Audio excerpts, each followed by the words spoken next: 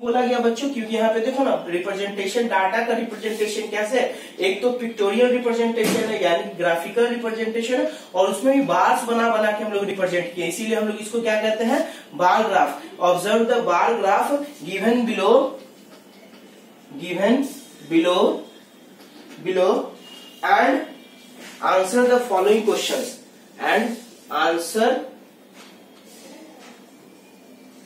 Answer the following question. Answer the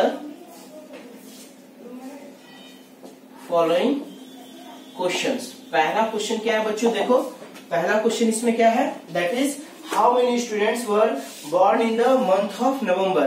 क्या है, how many students were born in the month of November. In the month of November में बताओ कितने बच्चों ने जन्म, in the month of November, shortcut लिखो in the month of November, या चलो ओके। हाउ मेनी स्टूडेंट्स, तो अब देखो बार ग्राफ के पास गया, तो अब देखो मंथ ऑफ बर्थ क्या है, ये है ना, तो अब जनवरी, फरवरी, मार्च, अप्रैल, मई, जून, जुलाई, अगस्त, सितंबर, अक्टूबर, नवंबर के पास गए, तो नवंबर के पास देखते हैं ये डाटा कौन सा है, ये डाटा बेसिकली रिप्रेजेंट कर रहा है एक तरह से 4 को रिप्रेजेंट कर रहा है, किसको कर रहा है, 4 को रिप्रेजेंट कर रहा है, यानी कि how many students were taken birth in the month of November, that is total 4 students आ गया, क्या आया बच्चों, 4 स्टूडेंट्स। देखो तो इजी वे में हम लोग रिप्रेजेंट कर दिए क्या इस बार ग्राफ को देखकर। अब सेकेंड क्वेश्चन क्या है, in which month were the maximum number of students were got. Second question यही क्या था इसका, सेकेंड क्वेश्चन क्या है, in which month, second question क्या है बच्चों, in which month were the maximum number of, in which month were the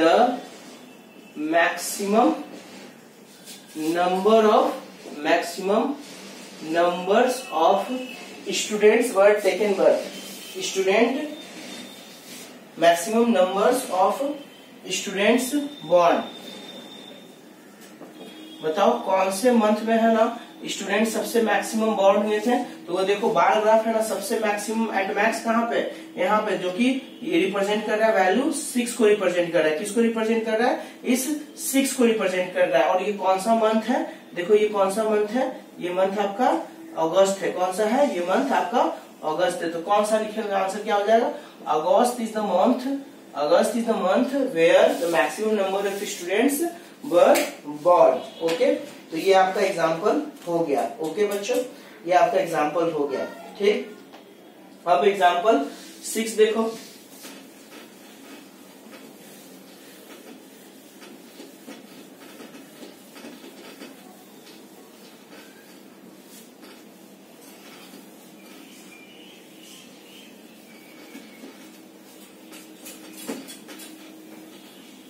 बच्चों कौन सा एग्जाम्पल, एग्जाम्पल ऑफ 6 देखो, एग्जाम्पल 6 में क्या दिया हुआ है, a family with a monthly income, a family with a monthly income of rupees 20,000 had planned the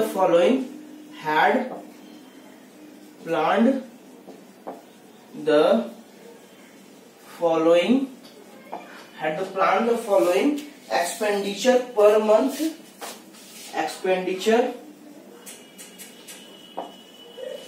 per month,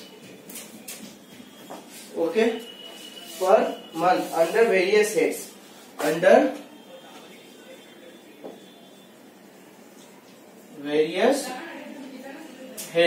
क्या है इंफॉर्मेशन, ये क्या दिया हुआ है बच्चों, हेड्स दिया हुआ है ये, और इधर क्या दिया हुआ है, इधर दिया हुआ है एक्सपेंडिचर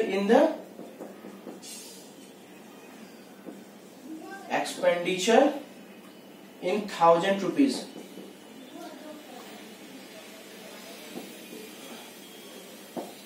ओके, ऐसा कुछ इंफॉर्मेशन दिया हुआ है, ठीक। ये क्या दिया हुआ इन 1000 रुपीज, कुछ ऐसा बनाया हुआ। और ग्राफ कैसा दिया हुआ है, कुछ हम लोग का टेबुलर फॉर्म में कुछ ऐसा दिया हुआ है। और इसका हम लोग क्या बोल रहा है, बार ग्राफ बनाने। देखो बनाएंगे हम लोग। पहला क्या है, हेड्स में क्या है, हेड्स में क्या है, सबसे पहले उन लोगों ने ऐड किया है ग्रोसरी।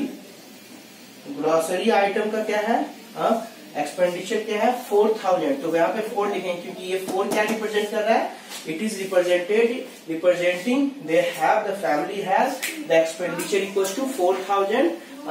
4000 मीन्स 4 क्या रिप्रेजेंट कर रहा है, the family has the expenditure in the grocery that is equals to 4000, क्योंकि 4 किस में है, इन 1000 रुपीज में है। ओके, ये 4 हो गया ग्रोसरी। रेंट के लिए कितना हुआ बच्चों, रेंट के लिए आपका 5 यानी कि 5000। अगेन क्या हो गया, education of children, education of children. और एजुकेशन ऑफ चिल्ड्रन में फैमिली कितना एक्सपेंडिचर कर रहा है, again they are having the expenditure is equal to 5000 for the education of the family. Okay, again क्या है, मेडिसिन, मेडिसिन में कितना है expenditure, that is equal to 2, क्या है, that is equal to 2। Again fuel में क्या है, फ्यूल में भी 2000 का एक्सपेंडिचर है। अगेन एंटरटेनमेंट में क्या है, एंटरटेनमेंट में क्या है बच्चों, एंटरटेनमेंट में भी 1000 का एक्सपेंडिचर है। ओके, अगेन बच्चों मिसलिनियस यानी कि अदर्स एक्टिविटीज जो कि बहुत डिफरेंट होते हैं, एक फैमिली के इश्यूज खर्च होते हैं, तो वो किस में आ गया, अगेन 1000 उसका एक्सपेंडिचर। ठीक, अब इन सभी डाटा का बच्चों मेरे को क्या करना है, इन सभी डाटा को हम लोग को बार ग्राफ्स में बनाना है। ठीक, क्या बनाना है, बार ग्राफ्स में। तो बार ग्राफ्स में देखो बच्चों, हम लोग सबसे पहले क्या देखेंगे कि ये जो है, ये जो grocery, rent, education, medicine, fuel, entertainment है, मिसलेनियस, वो एक एक्सिस पे रिप्रेजेंट हो, जो कि हेड्स हम बोलते हैं। तो हेड्स हम लोग का एक एक्सिस पे रिप्रेजेंट होना चाहिए, और एक एक्सिस पे रिप्रेजेंट हो जाना चाहिए। और आपका जो ये एक्सपेंडिचर है इन 1000, वो अदर एक्सिस पे रिप्रेजेंट होना चाहिए। ठीक, तो देखो अब बार ग्राफ हम लोग बनाएंगे तो कुछ ऐसा बनेगा अगेन। ठीक, ऐसा बनेगा। और यहाँ पे बच्चों मैं लिख देता हूँ, पहला लिख देता हूँ, देखो ये यूनिट्स, ये है ना आपका 1000, इसको अगर मैं बोल दूं this represent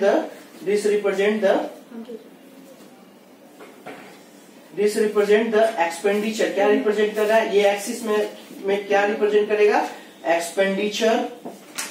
expenditure in 1000 rupees, in 1000 rupee. Okay, और ये अपना कैसा स्टार्ट होगा, 1 से, ये 2 से, 3, 4, 5, 6, 7 ऐसा कुछ जाएगा। यानी कि बच्चों ये 1 बता रहा है, 1 रिप्रेजेंट कर रहा है, it is equivalent to 1000। 2 represent कर रहा है, it is equivalent to 2000। 4 represent कर रहा है, it is equivalent to 4000। Similarly 5000, 6000, 7000 ऐसे रिप्रेजेंट कर रहा है। अब इस अदर्स एक्सिस पे हम लोग इसमें क्या रिप्रेजेंट करते हैं, हेड्स कर देंगे। क्या कर देंगे, ये जो मेरा heads that is consist of grocery item है, ये सब आइटम है। तो पहले ग्रोसरी आइटम में देखो 4 है ना, तो यानी कि 4 कुछ ऐसा था, तो 4 यानी कि ग्रोसरी आइटम यहाँ से जाएगा और सिमिलर एक बार की तरह रिप्रेजेंट करेगा। और ये क्या रिप्रेजेंट करेगा, अभी ग्रोसरी आइटम करेगा। क्या करेगा, ग्रोसरी आइटम। ठीक, अगेन रेंट क्या है आपका, रेंट है 5000, तो यहाँ से एक बार जाएगा। सिमिलर विथ का क्या होगा, ये इसका जो विड्थ है ना, अभी देखो ड्राइंग में थोड़ा सा ना अनप्रोपोर्शनल हो जाता है, लेकिन हमेशा जो रहेगा विड्थ इक्वल रहेगा। ये क्या हो गया, रेंट, ये क्या हो गया, रेंट। अगेन ये क्या रिप्रेजेंट कर रहा है, ये बार रेंट को रिप्रेजेंट कर रहा है, ये ग्रोसरी आपको रिप्रेजेंट कर रहा है, ये वाला बार ग्रोसरी को रिप्रेजेंट कर रहा है। ओके, फिर सिमिलरली नेक्स्ट वाला क्या है, एजुकेशन ऑफ चिल्ड्रन। तो एजुकेशन में कितना हो गया, देखो अगेन ये 5 है, जो कि रेंट के बराबर है एक्सपेंडिचर, रेंट के बराबर इसका एक्सपेंडिचर, यानी कि ये क्या लिख दोगे, एजुकेशन क्या है। ओके, फिर सेम क्या है, मेडिसिन में कितना है 2000, तो मेडिसिन में कितना है, यहाँ से बार ग्राफ अगेन ऐसे बनाऊंगा, और क्या है वो मेडिसिन में है कितना 2000, ये क्या हो गया, मेडिसिन हो गया। ठीक, और फिर अगेन आपका अगेन क्या है, फ्यूल में भी कितना है बच्चों again it is similar to 2000, ये कितना हो गया 2000, that is equal to 2000। Fuel का कितना एक्सपेंडिचर है per month, that is equal to 2000। Entertainment का क्या हो गया, ऐसे भी एक बार बनाएंगे जो कि बार रिप्रेजेंट करेगा हाइट, जिसका रिप्रेजेंट करेगा 1, तो ये क्या कहेंगे एंटरटेनमेंट, एंटरटेनमेंट। फिर मिसलिनियस भी कितना है, मिसलिनियस 1 है, तो ये क्या हो गया मिसलिनियस।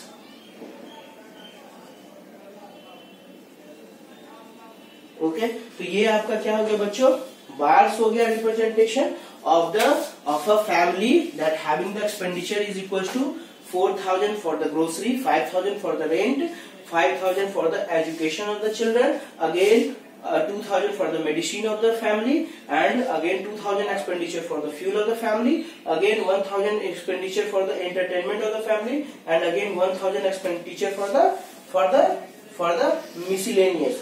ओके बच्चों, ये आपका क्या हो गया रिप्रेजेंटेशन हो गया। तो बच्चों अगर ये मेरे को रिप्रेजेंटेशन है तो इसको हम लोग इजिली विजुअलाइज करके हम इजिली बेटर वे में है ना रिप्रेजेंट कर सकते हैं डाटा को। देखो ना, अगर थोड़ा सा यहाँ पे अगर मैं इसको रब कर दूं तो ये बेसिकली आपका क्या दे रहा है, ये आपका क्या है 1000, 6000, 7000, और ये आपका रिप्रेजेंट करेगा, क्या करेगा रिप्रेजेंट क्या करेगा, अगर मैं बच्चे की तरह बना दूं तो ये आपका क्या था एक्सपेंडिचर, ये क्या है एक्सपेंडिचर, और ये क्या है आपका in thousands rupees. Okay, in 1000 rupees, और ये आपका भी क्या था, ये भी क्या था, ये एक्सिस क्या रिप्रेजेंट कर रहा है बार ग्राफ का रिप्रेजेंट, ये एक्सिस क्या करेगा that is expenditure in thousands rupee. Okay, और यहाँ पे ना कंफ्यूज मत होना, यहाँ पे जो एक यूनिट है ना 1 यूनिट इज इक्विवेलेंट टू 1000, यानी कि 1 unit is representing 1000, 2 unit is represented 2000 rupees, 3 is representing 3000, 4 is representing 4000, 5 is representing 5000, 6 is representing 6000, 7 is representing 7000। in this way we will take the values। okay बच्चों, तो ये आपका heads हो गया जो कि variable on the horizontal axis से represent कर दिया, एंड आपका जो हेड्स था एक्सपेंडिचर और वो हॉरिजॉन्टल एक्सिस पे आ गया, वर्टिकल एक्सिस पे आप क्या रिप्रेजेंट किए एक्सपेंडिचर इन 1000 रुपीज। ओके बच्चों, तो ये आपका हो गया बिल्कुल bar graph representation of the family का डाटा जो था, किस चीज का डाटा था एक्सपेंडिचर का डाटा था फॉर अ मंथ, जिस फैमिली का इनकम था 20,000 रुपीज। ओके, और डिफरेंट एक्सपेंडिचर दिखा हुआ था उस फैमिली का, तो आप उस फैमिली के एक्सपेंडिचर को किस में रिप्रेजेंट कर दिया, किसमें एक अच्छी तरह रिप्रेजेंट कर दिया बार ग्राफ के थ्रू कर दिया, क्या कर दिया बार ग्राफ। तो ये क्या हो गया बच्चों, basically it is the graphical representation. अब इससे इंफॉर्मेशन हमको बहुत अच्छी तरह मिल रहा है। तो आप अभी इस क्वेश्चन में सीखे क्या, टेबुलर फॉर्म में दिया हुआ था, इस टेबुलर फॉर्म को कैसे बार ग्राफ में रिप्रेजेंट करना है, कैसे बार ग्राफ में रिप्रेजेंट करना है। तो ये बच्चों आपका कंप्लीट हुआ अभी बार ग्राफ। अब मैं हिस्टोग्राम के बारे में बताऊंगा, हिस्टोग्राम के बारे में। ओके, क्या बताऊंगा किसके बारे में, histogram. Okay,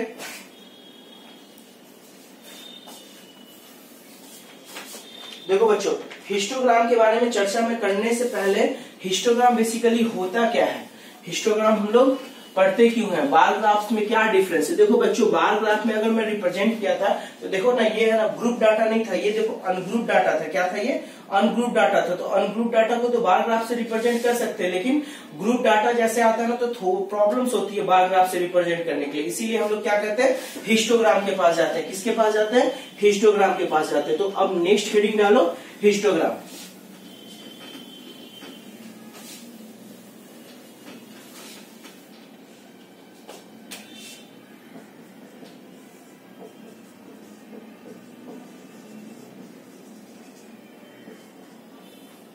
Histogram.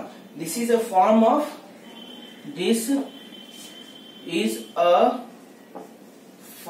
of graphical representation like the bar graphs, but is used for the calculation of continuous class interval. This is a form of representation like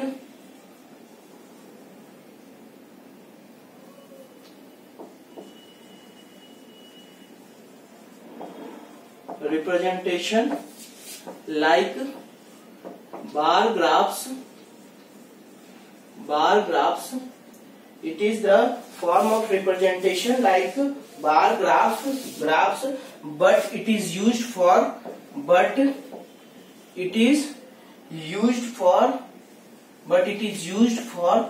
continuous class interval.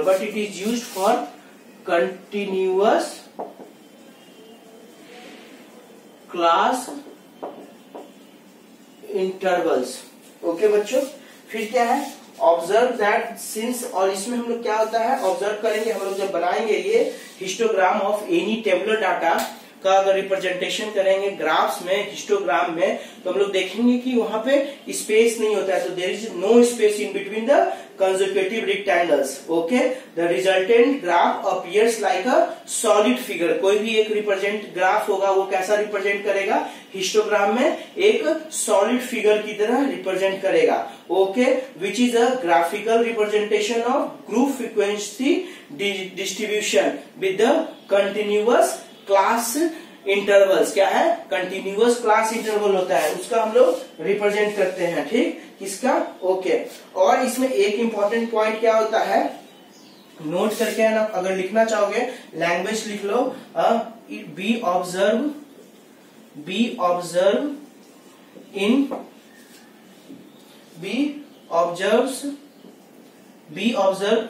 Histogram that there are no gaps in between, that there are no gaps in between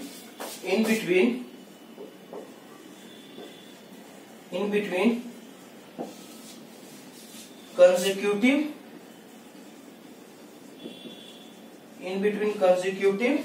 rectangles.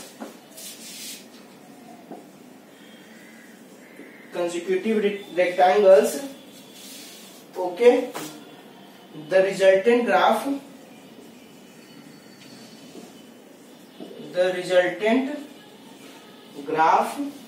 appears like a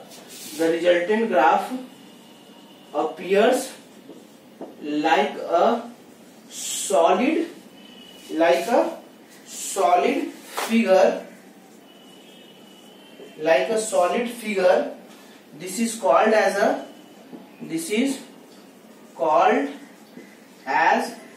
histogram, which is a graphical representation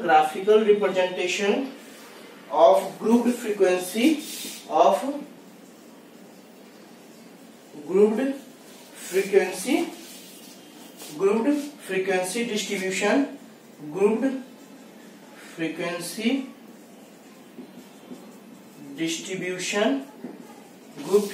distribution with continuous classes.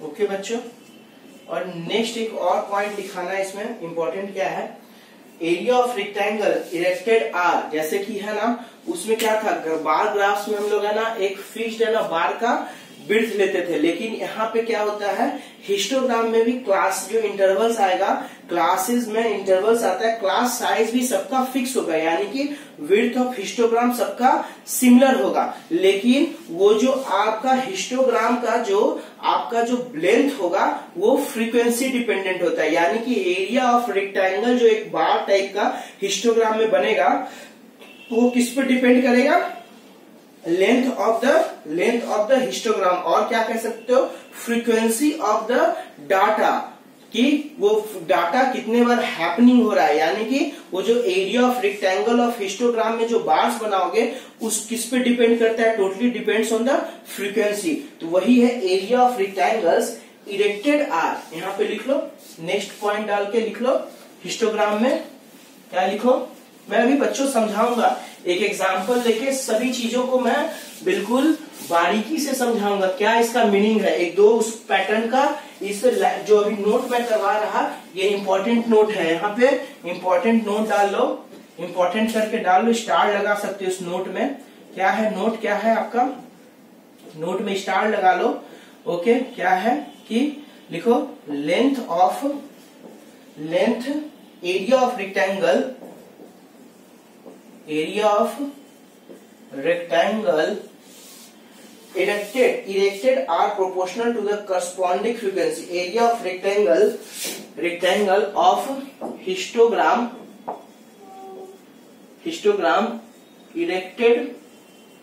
erected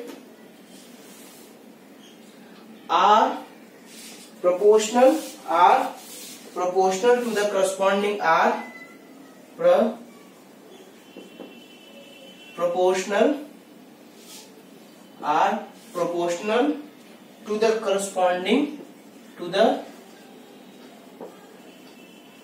corresponding frequencies.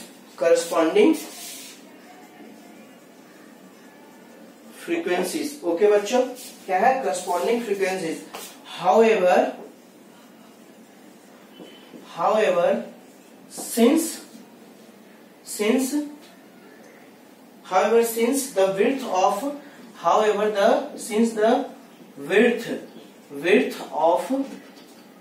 of the rectangles are equal, width of the rectangles are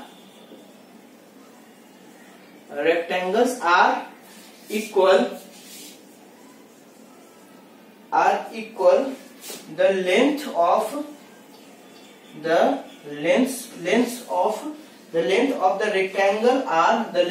the rectangles are proportional to the frequency.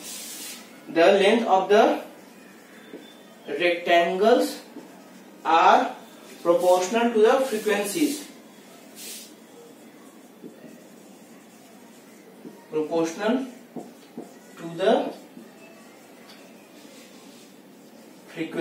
Okay बच्चों, तो ये बच्चों आपका ये हो गया example. मैं next session में, नेक्स्ट वीडियो में मैं एग्जाम्पल्स कंप्लीट करता हूँ, कैसे कैसे इन चीजों का वहां पे इम्पोर्टेंस है। एक दो मैं दिखाऊंगा आपको, सॉलिड कैसे फिगर बना रहा है, कैसे क्या कर रहा है, एक दो एग्जाम्पल्स लेके मैं हिस्टोग्राम का फिर बताऊंगा। उसके बाद आपको स्टार्ट करूंगा फ्रीक्वेंसी पॉलीगॉन। ओके बच्चों, आज के लिए इतना ही। Thank you.